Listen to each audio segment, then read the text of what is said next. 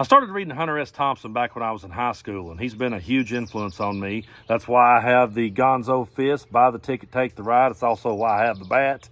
But I catch myself drifting back and listening to him more and reading him more. While we're in an election year, I've been going back and reading certain spots of Fear and Loathing on the Campaign Trail, 1972. It's one of my favorite books of all time. But Hunter S. Thompson once said something that really got me to thinking, and I've always had it in the back of my mind. He said, one day I fear that someone will come along and they will make Nixon look like a liberal. Well, when George W. Bush came in, I remember thinking, this is that guy that Hunter was afraid of. This is that guy that he feared would be here. It's George W. Bush. But then we make it into the Trump era, and I'm looking back at George W. Bush and Dick Cheney going, dang, they look like a voice of reason next to this. I never would have thought that I would ever be saying that out loud. But I really believe the person he feared the most making Nixon look like a liberal is definitely Donald Trump. But not all Republicans are buying into this rhetoric, and there are some who are standing up and calling it out. And one guy is a guy that I did not vote for. One guy is a guy who absolutely used to get under my skin so bad because I disagree with him on so much when it comes to politics. But they say politics makes for some strange bedfellows, and here we are. I'm agreeing with Mitt Romney. Check it out.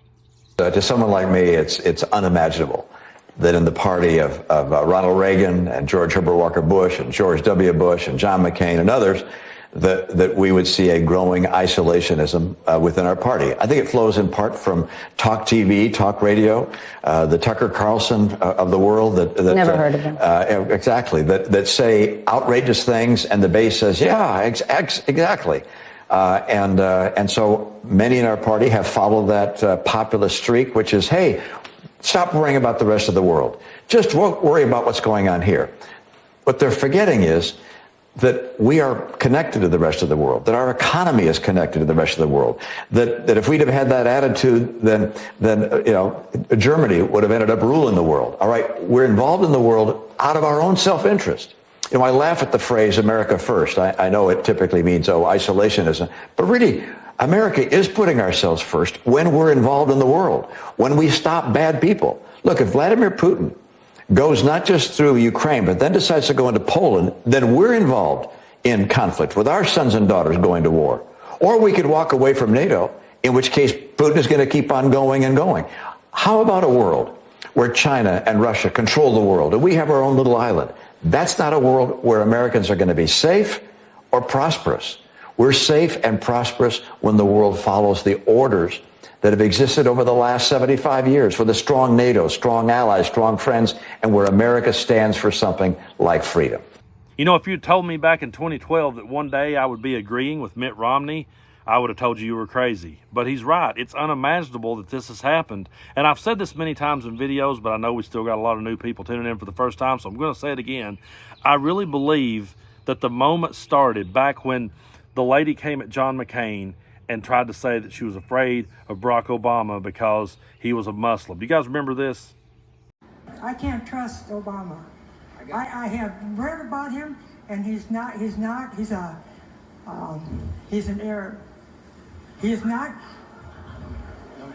No, man. He's a decent family man, citizen that I just happen to have disagreements with on fundamental issues, and that's what this campaign is all about. He's not. Thank you. Notice what McCain did there. He took the microphone away from that woman.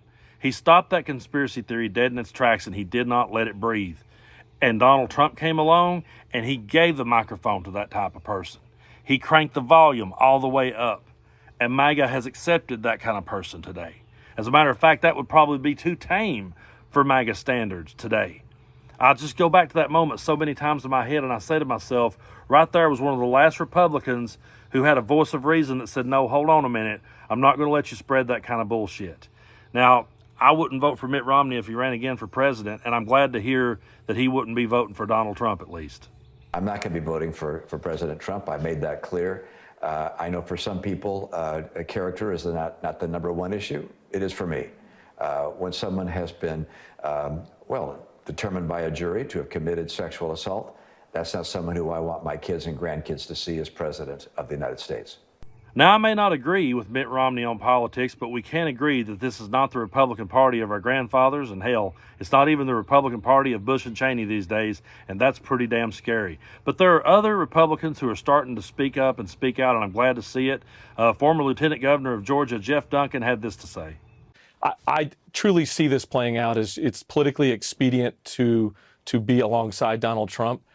Privately, I have a number of individuals that even publicly say that they support Donald Trump, that privately come to me and say, look, the time is going to be favorable to you. History is going to be favorable to this opinion of getting rid of this guy as quickly as we can. And as soon as we do, then we'll be able to move on. My job, and I think the job of others that are really of this mindset, is to provide the air cover for those that maybe aren't willing to step out right out of the gates and say Donald Trump is wrong for not only this party, but for this country. And that's what I'm here to do. I'm here to provide as much air cover as I can, take the heat, and continue to do the right thing. Because at the end of the day, Donald Trump is absolutely wrong for this country. And it just continues to play out. Even as you watch these trials play out, I don't know what the legal outcomes of them are going to be. But the salacious details, the peek into his soul shows you what a corrupt thinker, what a corrupt operator, what a broken man this person is. And I can only imagine the difficult decisions that rest in his lap as president going forward, the difficult foreign policy decisions, economic decisions, border issues. If they're all self-centered answers that come out of his mouth just for his sole purpose of survival, we're going to have a rough 4 years. Again, I may not agree with Jeff Duncan on politics, but I do respect the fact that he would stand up and say that, and I respect the fact that he would be willing to take the heat from his own party to do so. People like that's going to be on the right side of history when the dust settles from all of this. It's just that right now everyone is so caught up in the storm, they're not seeing the serious nature of this. But at least Jeff Duncan does. Take a look at this. Look, this guy has made no mystery of what he's going to do day one when he gets in there.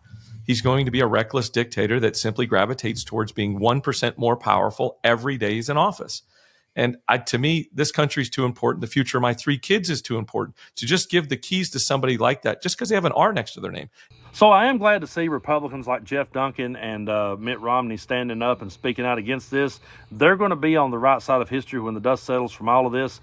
But I just want to make one thing perfectly clear. Whenever I'm sitting here in this chair calling out Donald Trump and calling out Maga, in my mind, it's not about Republican versus Democrat. I know I use those words every day because that's just kind of what we use to describe things.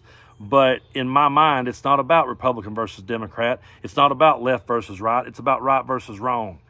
And I just cannot sit back and watch Donald Trump hijack democracy and stay quiet about it. I can't do it. I mean, okay, he hijacked and destroyed the Republican Party, and a lot of them let him do it. So they're going to have to pick up the pieces from that, and they're going to have to figure out what they're going to do with their party next once this is all over.